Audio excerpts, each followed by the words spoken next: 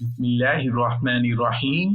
अस्सलामु अलैकुम वरहमतुल्लाहि वबरकातुहू। अल्लाह की रहमत।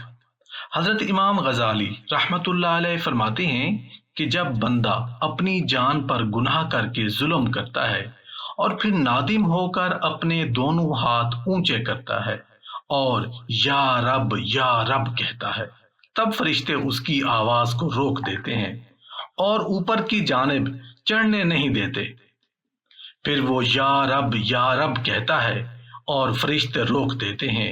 गर्ज ये कि 3 मरतबा ऐसा ही होता है, मगर चौथी मरतबा हक ताला फरमाते हैं कि ए फरिश्तों, तुम मेरे बंदा की इस प्यारी आवाज को मुझसे कब तक रोकोगे, क्योंकि मेरे बंदा को इस बात का यकीन हो चुका है कि मेरे सिवा उसका परवरदिगार और मेरे सिवा उसके गुनाहों का बख्शने वाला कोई नहीं है। लिहाजा मैं तुम्हें गवाह करता हूं कि मैंने उसे बख्श दिया। हदीस में इस बात का तज़किरा है जिसका मफ़हूम आपके साथ शेयर किया जा रहा है कि आखिरत में अल्लाह तबारक व तआला की रहमत मूसलाधार बरसेगी। कयामत वाले दिन अल्लाह तबारक व तआला की रहमत इतनी बरसेगी और ऐसा अल्लाह तबारक व तआला रहमत का मुआमला फरमाएंगे कि शैतान भी सर उठाकर देखेगा कि शायद उस पर भी अल्लाह रहम कर दे। हजरत उमर रजी अल्लाह अन्हु से रिवायत है कि रसूल अल्लाह सल्लल्लाहु अलैहि वसल्लम की खिदमत में हाजिर हुए, देखा कि आप सल्लल्लाहु अलैहि वसल्लम रो रहे। अर्ज किया कि या रसूल अल्लाह, आप क्यों रो रहे हैं? इरशाद फरमाया कि जिब्राइल अलैहिस्सलाम मेरे पास आए और कहने लगे कि अल्लाह तबारक व तआला उस शख्स को अजाब देने से शर्माते हैं जो इस्लाम में बूढ़ा हुआ, तो खुद वो शख्स अल्लाह तबारक व तआला की नाफरमानी से क्यों नहीं शर्माता जो इस्लाम में बूढ़ा हो गया है। जब ये मेरा बंदा 50 बरस का हो जाए, मेरे नबी का कलमा पढ़ता हो, तो फिर मैं उसका हिसाब आसान कर देता हूँ। हक ताला ने अपने एक मुअज़्ज़िज़ नबी पर वही भेजी कि ऐ मेरे नबी, तुम जो लोग गुनाहगार हैं मगर मुशरिक नहीं, आप उन्हें मेरी वसी रहमत की खबर दे दें, और जो लोग मुझसे भागते हैं और मेरी याद और मेरी बंदगी नहीं करते, उन्हें मेरी तरफ रजू कराएं, और जो लोग के मेरी तलब में हैं उन्हें सीधी राह की तरफ रास्ता दिखाएं, और जो मेरे गुनाहगार बंदे हैं उन्हें साफ तौर पर कह दें कि तुम तौबा करो, तुम्हारे लिए कबूलियत का बिछौना बिछा रखा है।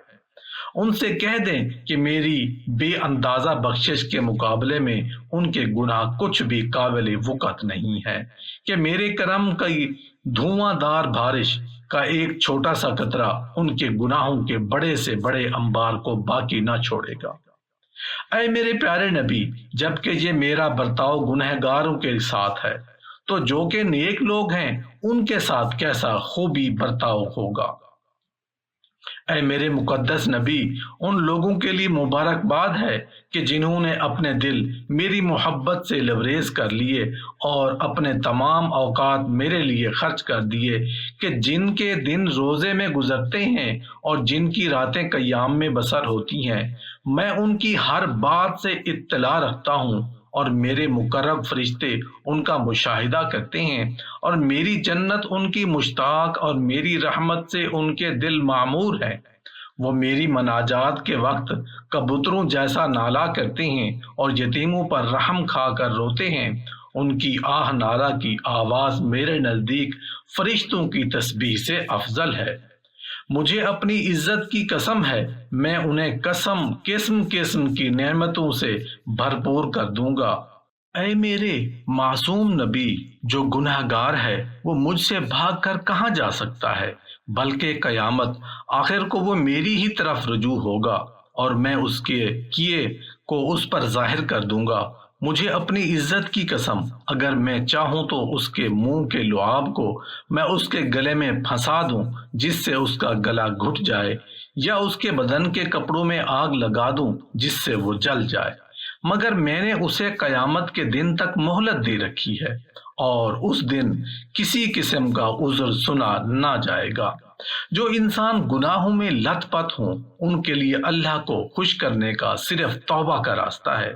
جب گناہگار توبہ کریں گے تو اللہ ان سے خوش ہوگا اور انہیں اپنی رحمت کے خزانوں سے دین و دنیا میں مالا مال کر دے گا۔ چنانچہ موقع کو غنیمت جان کر وقت نہیں کھونا چاہیے اور توبہ کر کے اللہ کو راضی کرنا چاہیے۔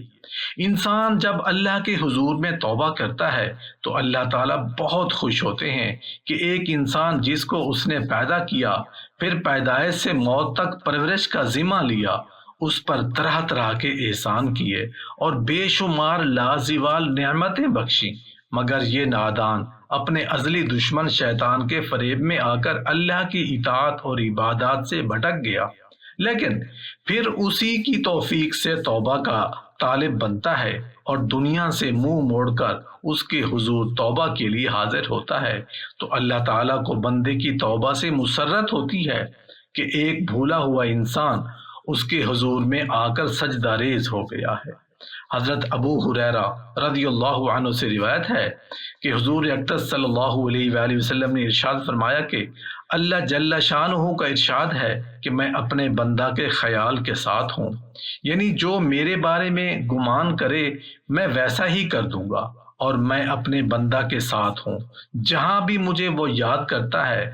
پھر حضور اقدس صلی اللہ علیہ وآلہ وسلم نے فرمایا کہ اللہ کی قسم اس میں شک نہیں کہ اپنے بندہ کی توبہ سے اللہ تعالیٰ اس سے بھی زیادہ خوش ہوتا ہے۔ جب تم میں سے کسی کا سامان، سواری وغیرہ جنگل بیابان میں گم ہو جائے اور پھر اس کو پا لے، نیز اللہ جل شانہ کا ارشاد ہے کہ جو شخص میری طرف سے ایک بالشت قریب ہوتا ہے میں اس کی طرف ایک ہاتھ قریب ہو جاتا ہوں، اور جو شخص میری طرف ایک ہاتھ قریب ہوتا ہے میں اس کی طرف 4 ہاتھ قریب ہو جاتا ہوں، اور جب وہ میری طرف متوجہ ہو کر پاؤں سے چلتا ہوا آتا ہے تو میں اس کی طرف دوڑتے ہوئے متوجہ ہوتا ہوں۔ اس حدیث میں اہل ایمان کے لیے چند بشارتیں ہیں۔ ایک تو یہ کہ اللہ جل شانہ نے فرمایا کہ میں بندہ کے خیال کے ساتھ ہوں، کہ جب وہ یہ خیال کرتا ہے اور امید رکھتا ہے کہ اللہ تعالیٰ مجھے ضرور معاف کر دے گا، دنیاوی مصیبتوں اور آخرت کے عذابوں سے محفوظ فرما دے گا، تو اللہ تعالیٰ اس کی امید اور گمان کے مطابق فیصلہ کرے گا۔ در حقیقت یہ بہت بڑی بشارت ہے۔